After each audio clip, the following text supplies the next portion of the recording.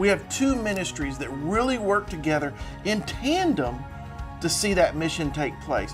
We have the Arkansas Dream Center, which is going out and we're reaching out to the communities. We're in those communities with mobile trucks.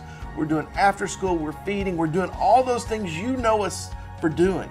But in addition, we realize that the church is the answer to a lot of society's problems, and there's one on every corner.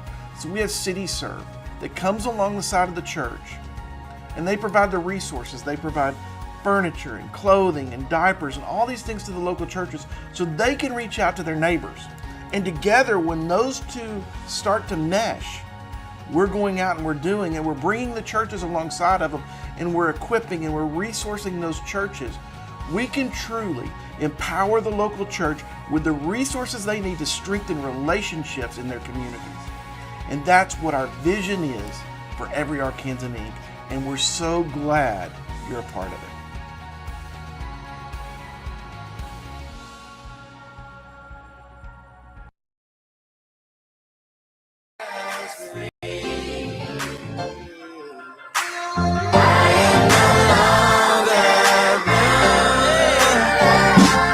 Even in the valley of the shadow of death, I can take rest because the living God is living. And we are back with First and 45. Hey guys, I know that a lot of times y'all hear this stuff and you just glaze over because it's like, oh, here they are talking about violence again. And I think this is interesting. In 2025, Baltimore recorded just 133 homicides, the city's lowest number since 1977. And they're saying something changed. Baltimore didn't simply choose between being tough on crime and being soft on crime. It wasn't one thing. They attacked the problem from multiple directions. Law enforcement is focused on resources on violent offenders in violent neighborhoods. But Baltimore also identified people at extraordinarily high risk of shooting someone or being shot themselves. Once again, focusing in on highly dangerous neighborhoods. And the message was simply, we're watching you. It was also, we believe your life can be different. And this goes back to, we can't just look at something and say, oh, things have changed. I mean, because crime involves housing, employment, job training, street outreach, conflict mediation, services, and accountability. And accountability without those opportunities can become a revolving door. Opportunity without accountability can become an excuse. We've got to have both of them. And you look at Proverbs 22:3. The prudent see danger and take refuge, but the simple keep going and pay the penalty. And when we look at this, we can't keep going in these directions in these communities. That's just not going to work. We're talking about prevention here. Prevention isn't ignoring the crime. Prevention is seeing the danger, coming out of our shells and doing something before the funeral. And I think, Coach, you hit on something that was very interesting to me. So I remember back in 2009, you were officed out of the president's house, and we were in a little house that you had remodeled, kind of catty cornered to it on the side on the 18th Street, which before you got a hold of it was boarded up. Crack house is what a lot of us referred it to, but within a block of the president's house, there were y'all tore down a third, and y'all tore down several right behind the president's building. There were at least 5 or 6 houses right there within a block of the president's house that they were gone. These were once homes, but now they were either boarded up, burned out, or needing to be torn down. And when you think about that, when we're talking to students about looking at your future, and they look out at a past. Mm-hmm. Man, that's just got to just destroy the hope in so many. And I appreciate you spent all those years buying the boarded up, tearing them down, or fixing them up to utilize. And I know that when we look at Little Rock, we've also seen some encouraging declines in homicides this year. Praise the Lord, fewer deaths. We celebrate that life wasn't lost. We celebrate every young man who made it home. But man, I don't think declaring victory is anywhere in mind shot. Because when I look at it, we had a stabbing last night. I haven't seen the details on it, but we still have death on a regular. We're still having crime on a regular. We've still got people that are living in hopelessness on a regular. 1 Corinthians 12:26. If one part suffers, every part suffers with it. Mm-hmm. I live in a part of town that I would say has a significantly lower crime rate than where my office is located. And I was driving a gentleman around today showing off some of the areas that we're looking at for redevelopment and different thing. Took him by the hotel, drove by that, said, look, this is what the potential is here. But if one neighborhood is suffering, we're all suffering. And we've got a lot of suffering neighborhoods. We got a lot of suffering families. If one school is producing young people who cannot read, that is our future in our community. That's not, that neighborhood problem. That's a citywide problem. If one neighborhood has young men who can't find employment, that's a problem, because those young men that can't find employment in their neighborhood, they're going to go look for other opportunities for revenue in our neighborhood. Correct. It's not my neighborhood and your neighborhood, it's our city. And we've got to look at it that way, because these children growing up surrounded by trauma, that's a problem. Well, to your point, that's the reason the book that I wrote, Putting the Neighbor Back in the Hood. Right. And that's and the video that, I'll start sharing some clips on it that maybe Peter can cut it up for us and we can share. That was the whole goal in writing. And how do we really put the neighbor back in the hood? Because as long as it's a neighborhood, this is the things that you're speaking of. When the neighbor leaves, then that's when you give the hood connotation that what does that mean? And that's why, the movie Boys in the Hood meant so much to me, to realize, what happens when the young man had a father versus the three that did not have. Yeah, and when you think about in his book, I reference this, when the impact of fathers and listen, I it could be debatable. You have to, you don't have, but here's what the data says, that the father is so impactful that it removes anything about race and crime just based on that. So if you look at in his book, he talks about the role of the father. It does not have the outcome and effects that we have, what we're dealing with race and what we're dealing with, the disparity of numbers. Just put that person there, as we saw in the 20s, 30s, 40s. We didn't have it. No. The structure that God intended for it to be. Now, hey, I lost my father. Okay. Fortunate. I had two uncles, in a community and from a neighborhood that stepped in the gap. That's going to happen. And so, those are things that we can't really account for. But what we have to acknowledge is this thing that we see, that we have the disparity of the facts of the fatherless communities that's impacted in high crime rate. And then you just have that race designation to it, that we say we can remove that just by putting the father back in the situation.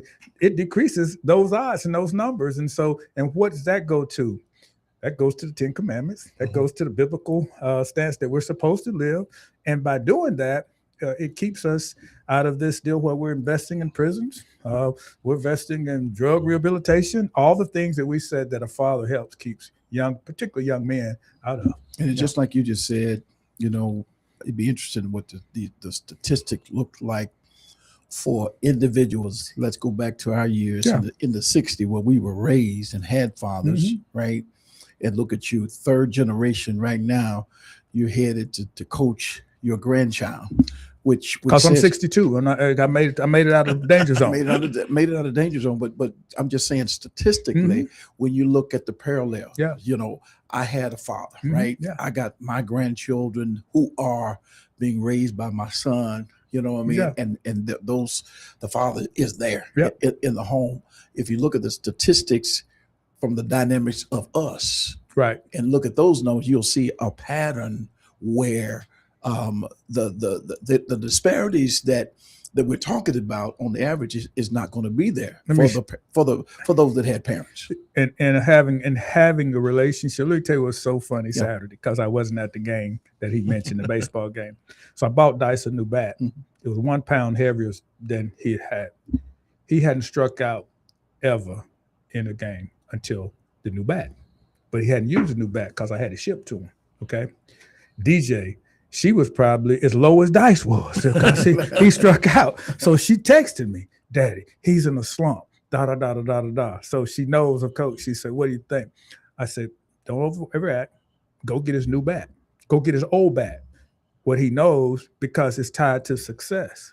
He went back up there after being that popped out, bat too heavy. Mm-hmm. All right, he's underneath the ball. He can't swing it fast enough. But I'm saying that because my daughter sitting at the game texted me on what's wrong with her son to try to do that. She needed to play. That was special to your point. Yeah. That to have grand coach to sit there to do that to you, even my daughter. You know what I'm saying? I said, and I was sitting there, texted right back, what he do? Because normally they're online, right. But to your point, see, the reason that's really important to me, I never had a grandfather at any of the games of my children. Never. So that's why I said, I was telling Darren today, because I was telling him about that, I said, I never had that. And my goal is not to miss any that I don't have to, and to make sure I'm there to replace that. So if that's a 4-hour drive for me, down and back to do that. But the return on the investment is greater than the 4-hour drive, So, but that's the sacrifice that we make for investing in our kids. And she kept saying, "Is grand coach coming? Is grand coach coming on Saturday?" No, he's not coming today, but that's what they expect, look up there and see, okay, happy. There he is. That's exactly right. And so can you imagine when that becomes your normal, that you don't have that? And then the normal when you do have it, man, just think about that. And so that's why Brian Miller's back in town. Meet with him. He started 6th and goal back up. For the man, we're so excited to replace those role models with those coaches, because we said 3 things we want you to do: practice with them twice a week, eat lunch with them on Friday, and be with them Saturday morning. Game changer. Just that alone is a game changer. And so that's replacing, that help putting the neighbor back in the hood. Yeah. And I think oftentimes when we look at these changes, these statistics that change, it's like, oh, well, they did X or they did Y. And it's really a lot more complicated. Violence is complicated because human beings are complicated. Ecclesiastes 4:9 says, 2 are better than 1 because they have a good return for their labor. This isn't just police doing it on their own, or schools doing it on their own, or governments or nonprofits or the church. This is every Arkansan. And when I say every Arkansan in the organization, I mean every Arkansan lowercase e, because that's what we believe. Our name is every Arkansan lowercase e getting their proper place so things can change. Because it can be as simple as changing out a bat, but there's a whole lot more mechanics in it that requires multiple people with multiple skills to be engaged in. Changing our communities and seeing these statistics and these numbers change is going to require more people stepping in, getting involved in these different little areas so that we can see lives change. That's right. And when we see lives change, we will see our communities change from the inside out. Hey, guys, it is that time. We're going into halftime of 1st and 45 with Coach Fitz Hill. Don't go anywhere. We're going to be right back. Yeah, I got a light inside so strong. Don't want to lose this here, no. Your love, it pours on and on. Got me up.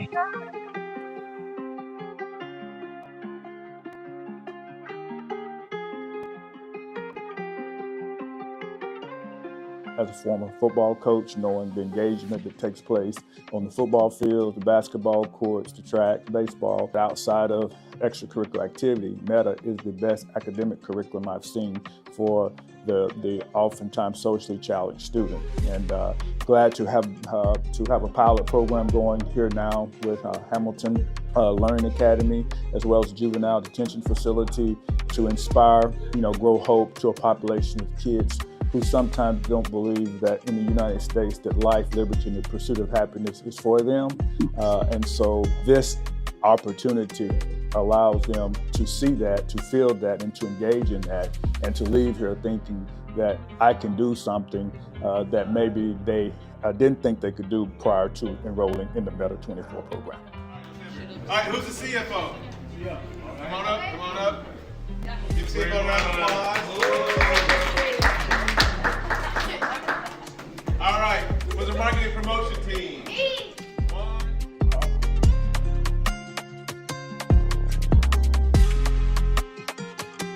My name's Shania, and I make this pillow. It's a baby pillow for babies. It can be for a boy or for a girl. It's saying, be what you want to be. I really want to make a side hustle of this and give pillows to the hospital so you don't get good rest with soft pillows like this. I want to 3D print some stuff that will help us in the world. I would love to print 3D houses to help architects build real houses, because there's a lot of people in the world that homeless right now, and I feel like if I'm able to print 3D houses, I feel like architects can make more houses faster.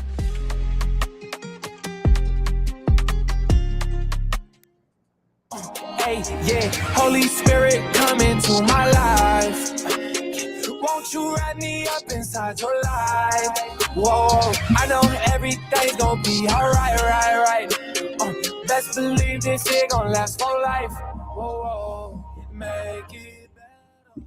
And we're back with First and 45 with Coach Fitz Hill. Thank you, Pastor Drew, for Dr. Drew, Pastor Drew, all of that for the first great first half. And Coach, I know you're excited, and it just really resonated, man, to think about that you're connected. You are you're responsible, really, for 3 generations. Number one, you got to take care of you.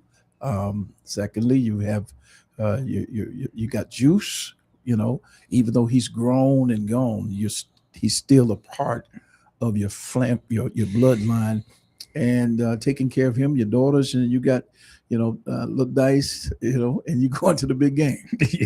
No, it is something, and something that health and well-being is something that I'm even trying to make sure I do better, to make sure that I don't have to face the things that my children don't have to face the thing I did of early death. I lost my father at 51, my oldest brother at 41, my mother at 50, and thinking that I've been able to continue to hopefully stay on top of my health and well-being. We often talk about homicide. We know how illness can also impact the livelihood of ours by not having the proper diet, the health and exercise, all things that we need to do, that I definitely want to make sure that I'm doing all I can to be the best that I can, to become the best version of myself. And but I even go back a little bit farther to realize how blessed we are. And when I think back about when I go visit the cemetery, I can walk up to the separated fence. And it's really something, I didn't notice this to the fence until we buried my father in 1983. I had cut that cemetery many, many, many times as a young lad with my uncles and things would go out. But I never realized why there was a fence between the 2 different cemeteries. It just never hit me. It did not resonate, did not ever think about it until getting back in the family car, driving up the road. I guess his death really brought a different mindset to me. And I looked up there and wondered, why do we have a fence separating the dead people? And as I looked at it, it was the cemetery for the white people and cemetery for the black people. And I just asked God, I said, why are we buried separately if we all going to heaven? Or are we all going to hell? Why would we have a fence there? And in my book, I took a picture of that fence, and I talked about opportunities and access to equality, and just looking at how things sometimes we don't even understand why we have fences in our lives, and why that fence, what did it stand for, and why was it there? Because we cut both sides of the fence. We cut the blacks and the whites. So I'm just wondering, and it's a long story. But up next to the fence is my great-great-grandfather's grave. Next to the fence, Watson Hill, born 1828, into slavery. Okay, came to Southwest Arkansas and decided to change his name to Hill because of a white man was nice to him. And he changed his name at that point. So that's the reason I can go back to him in 1828, so far as we can go back. But I think about the 6 generations. You just mentioned that, so you just triggered a thought. You say 3. But my problems today, Watson prayed for what I have today. So this was only a fantasy to him in 1828 to think about the life he was living. Okay, and then Jasper, my great-grandfather, then my grandfather Freeman, and found out on his grave, you know why he's named Freeman? Because he's a free man. So they named him Freeman. They were so happy that he was free. Because that's not when you start thinking about that name, Freeman Hill. And so when I think about opportunities, and that's why I'm driven so to think about life, that when we're, when I look at this epidemic of killing ourselves, it was almost, I thought about this time, why of what we fought so hard for freedom, to be free. And the opportunity that we have, and it was resonated to me when I went to Rwanda, when I was in Saudi Arabia, when I was fighting, in the Gulf War, and I was telling our kids this: do you realize the opportunities you have in the United States of America? Who else are you trying to sneak to Mexico? Are you trying to float to Cuba? Are you trying to steal a way into the United States of America? All right. So now America's not perfect, but the places I've been, this is a better place to be than those. And so I say that to say we are truly blessed, even in the midst of things you were talking about, Pastor Drew. Okay. So, but now, how can we make things better?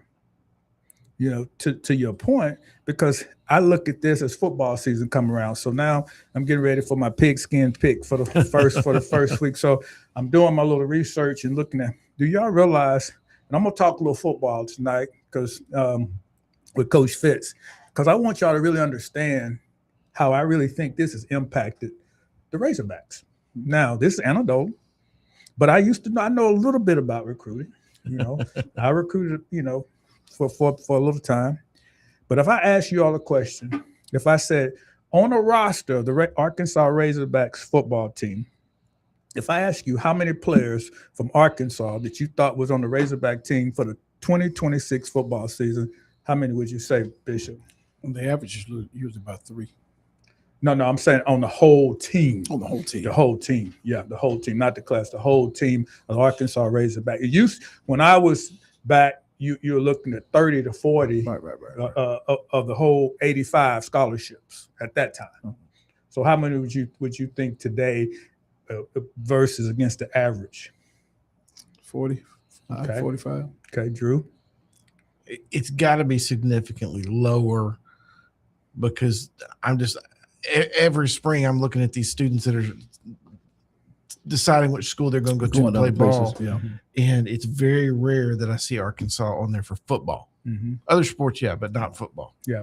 Well, if you go back and look at the whole roster that I was going through the Hooters magazine as I was looking at the numbers, you had in the signing class, there were 20 high school signees.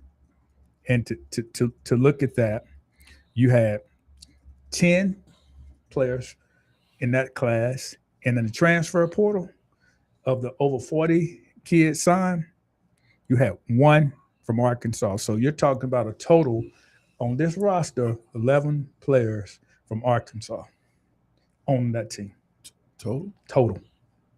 Who were rooted in Arkansas. Now, I just want you to understand, nobody's understanding what that means. So that means that when you start looking at it, and here's how the breakdown was of the 10 high school players that were signed. 1 from North Little Rock, 2 from Bryant, 1 from Little Rock. Okay, so you had 4. Northwest Arkansas, 2 from Fayetteville, 1 from Bentonville. Okay, 6. 1 from Wynn, 1 from Hot Springs. Okay, so that's how you're looking at your numbers when you do when you're bringing up 2, 4, 5, 6, 7, 8, 9, and then the other young man is actually 10. It's not 11. I counted him as a signee, but he was a grad transfer from Ouachita, who was from Warren, who went to Arkansas. So that was not a grad transfer, but the only portal guy came from Warren, who went to Ouachita and entered the portal and signed at Arkansas. So you have 10 individuals who will be on the roster this year as Arkansans. Now, from a history standpoint, I don't know how you sustain that, because football, if you have the opportunity to sign these students, you're not producing enough numbers to keep you competitive. So this is the reason that I believe, can you believe Vanderbilt was picked over Arkansas this year in 2026? Vanderbilt. Now, I don't know if that's ever happened, that to think that they will be better than the Razorback. Vanderbilt. That's a perception, not reality. Yeah. And I met Coach, and I hope he does well. I'm just looking at these numbers as I know them. And my point is not to be critical of the football program. My point now, as we have discussion, is to say, where is the talent? And I'm saying that because 2 years ago, I got the data from the Pulaski County Juvenile Prosecutor's Office, and I found there were 47 individuals who had committed violent crimes. This was an attempted murder and murder. Of the 47, there were 44 Black youth of the 47. I got to visit 9 of those to do a little survey to try to understand, how did this happen? When I left there, some of them had known me and asked, could they, during their recreation time, could I bring them footballs and basketballs to play with? I'm saying on odds, that number is what we're working on for suspensions, disengaged from school, dropouts, which oftentimes lead to those activities.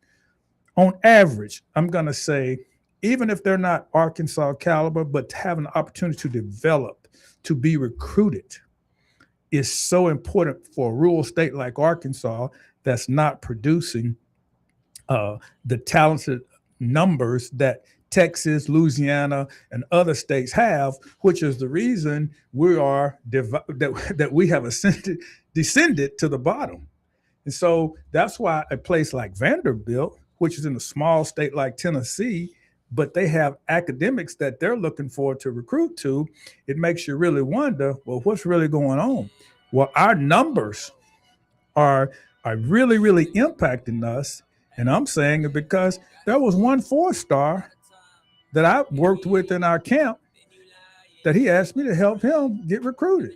Well, that young man would have been recruited by everybody had he not been in juvenile detention facility. So in Arkansas, those numbers are very impactful because our state is so small. In Texas, California, Louisiana, the numbers don't matter because you got 60 or 70. Here, when you only got 10 to 15, and you're losing 4 or 5 of them, you're losing 30 to 40% of your population. Hey, we're going to talk more about this when we come back, 1st and 45, with Dr. Drew, Fred, Waventile Fred, and Coach Fitz. We'll be right back.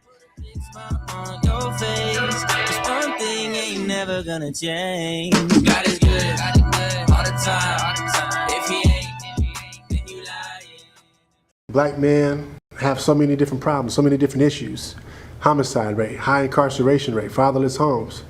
What is America going to do about it? What are we going to do about it? Yeah, what are we going to do about it? When I say we, I'm talking to black men. I'm asking us, what are we going to do about issues that negatively impact black men and boys to a greater degree than other demographics? Everybody knows about the homicide epidemic in this country regarding black men and boys. While comprising only 6% of the nation's population, will account for 50% of the nation's homicide victims. So what are we going to do about it? Here's another disturbing reality. While making up only 6% of the nation's population, we're about 40% of the nation's prison population. In fact, 1 in 3 black males are projected to go to jail in their lifetime. Again, I ask, what are we going to do about it? Collectively, black men have the means to solve these problems. We just don't have the mind to do so. And means without the mind is meaningless. Brother, it doesn't mean a thing. If he ain't, then you lying in the rain, in the sun. God is good all the time. Okay, we're back with First and 45 with Coach Fitz Hill. And Coach, okay, the last quarter is finalized in talking about football. Those are some staggering numbers. I did not know that, you would think that with Arkansas primary sport being football, that we would have greater level of recruits in that. Well, and I think it's indicative of what our records have been in the last few years, because if you go back when I started looking at this in 1998, probably, we're 8-0 playing Tennessee 8-0, and we got a chance to really, we dominated the game. If you go back and look and see how many of our starters were from Arkansas that developed, you take Brandon Burlsworth, Zach Painter, Russell Garrett. I mean, all these kids who Hubert Laudermill, the receivers that you look at to play, David Barrett, defensive lineman. So I think it's about 8 of our starting 22, 11 were from Arkansas. So that's about the ratio of 35 to 40% that it should be, because on average, there should be, in which this number is indicative if we can keep it. So and I applaud the efforts of the coach, because they signed, these 10 recruits out of Arkansas. So if you continue on that path and you keep them in over the next 4 years, you will get back to that number. Okay. So let's just say you do 10 every year, retain them, you'll be back at the number. Yeah. So on average, if you can retain them with the NIL, that's exactly right. And so but it should be special for a kid to be able to want to stay and play in his home state.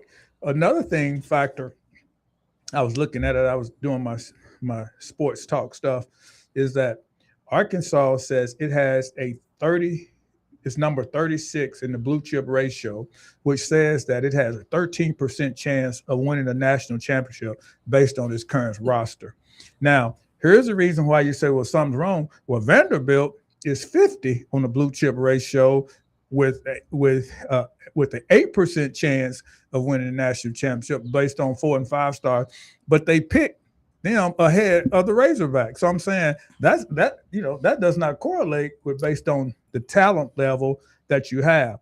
But look at the other states which I'm mentioning, and I'm saying this because I know this is not supposed to be a sports show, but I'm saying this because the epidemic, this black male homicide epidemic, is greatly impacting the talent level across 4 years at Arkansas. When you start looking, just think, guys, if you decrease that population I'm talking about of 47 kids in the state of Arkansas for 3 to 4 kids a year. Yep. Okay. That's 12 kids, 12 to 15 kids a year who, because everybody can't play. You're only talking about a very small percentage get to play D1 anyway. So you have to when you elevate, you're separating yourself based on your talent level. So this is not, something that's just given out. You have to be able to run, jump, right, your talent. You have to have talent. But the blue chip ratio is saying this year that Georgia, because of its talent, has an 84% chance of winning the national championship based on its roster. Notre Dame, 80%. Ohio State, 78%. Texas A&M, 76%. Texas, 70%. And Oregon. Now, this is one that Arkansas, if I was recruiting coordinator, I'd be looking at how can we become Oregon? Because Oregon's population is like Arkansas's. They don't have a whole lot of people. So they have a national brand of recruiting, and Nike has basically changed the game for them. So we have to have a game changer. So what else do that Nike do?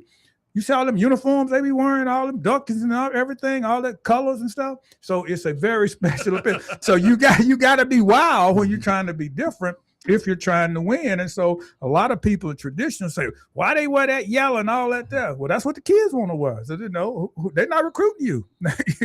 They're recruiting those kids right there. So that they're really, when you look at them in the state, they're one of the smallest in the top 10. You take Oregon from a population standpoint, they're the ones who with the small state population like Arkansas.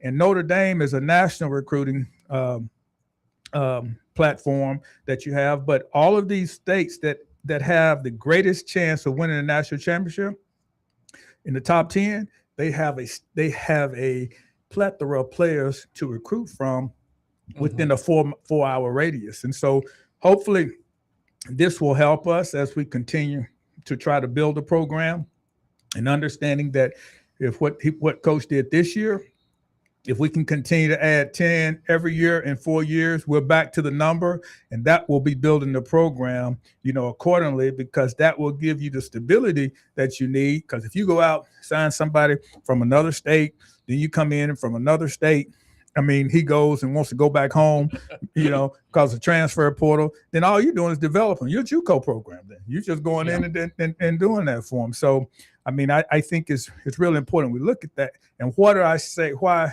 have that led me to this tonight? Well, that's identifying this talent, which Drew and I are working on a project that we're hoping that will give us some more ammunition for prevention, intervention, and diversion. Because, Dwayne told me last week, Drew, that they had a second grader suspended. Already. So just think about we're in what, week 2, week 3? Yeah. So now think about that. Okay. Well, and I was talking to Zach Grimes. He's got a kid that he's aware of, 4th grader, that is already facing expulsion, and more than likely they'll just transfer him to ALE permanently because he fell out and they classified it as assault on a teacher in week 2, week 3. And this is not a bad kid.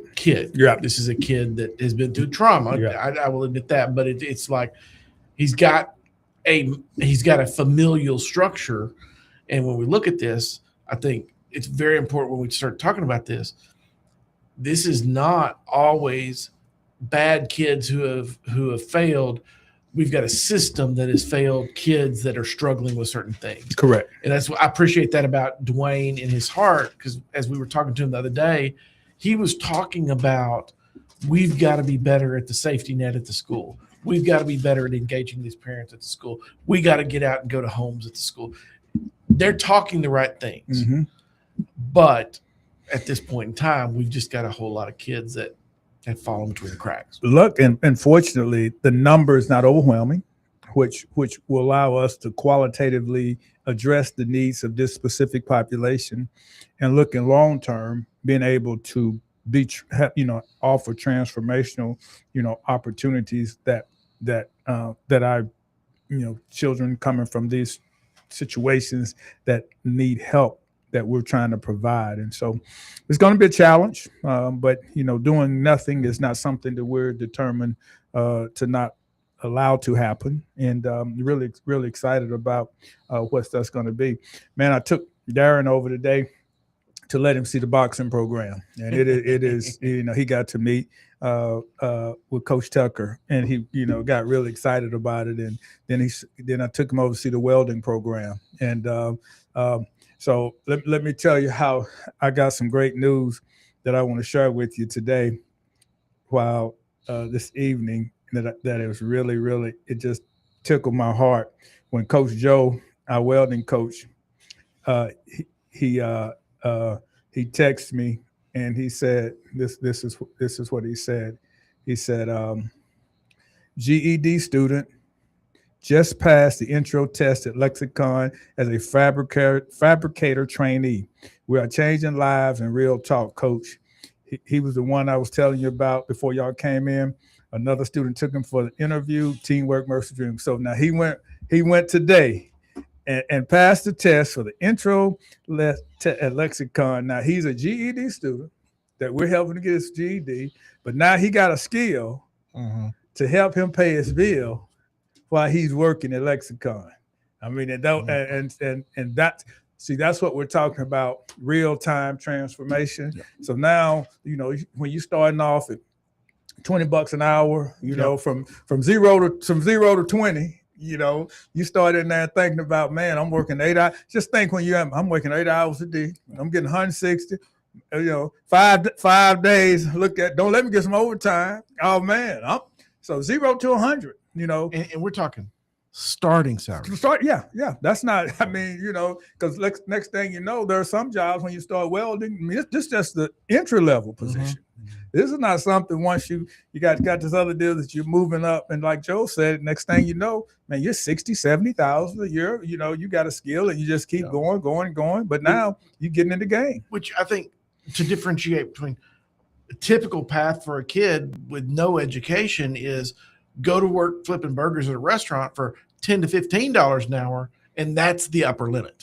Right. There is no vertical. Hopefully you may be getting the management, but now this is because your skill has identified you as being a qualifier. Okay. So now you can do something. You have been trained, just like a person would come in the morning and get with Bishop on the radio and get that training. He's been trained by the Bishop, to be able to effectively communicate with his audience, and you get to go all over the world and hear about the programming and the show that he's doing. Hey, we just want to give a prop out to Bishop before we go. Bishop, we're proud of you, man. And you got to go on a trip. Tell us, as we close, tell a little bit about your trip and how your show that has been acknowledged, and we want to make sure everybody knows that your show has been, man, all over the world listened to. Well, we were able to. We were nominated for the Stellar Awards, the 41st annual Stellar Awards, and made it to the Final Four, and was able to do the red carpet experience and go. Do interviews with all of the various networks. That was, just tons of networks. Well, I know you was waving the flag, right?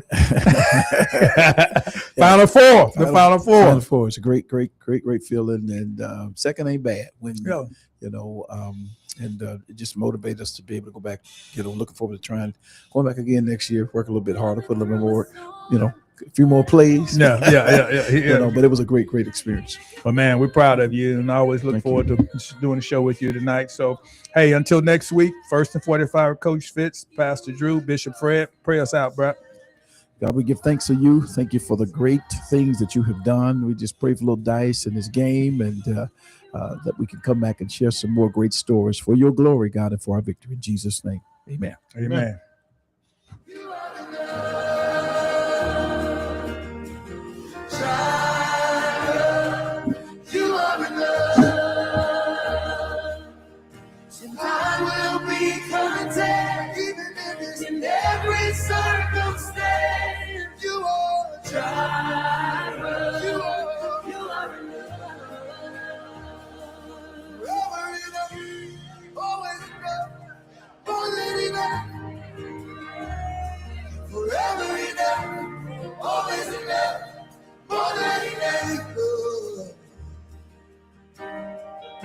I don't want to forget how I feel right now on the mountaintop.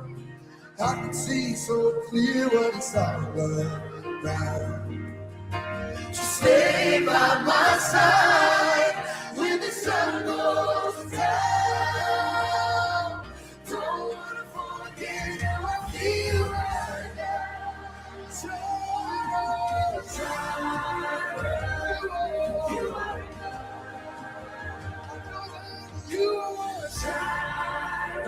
On your radio, your phone, your smart speaker.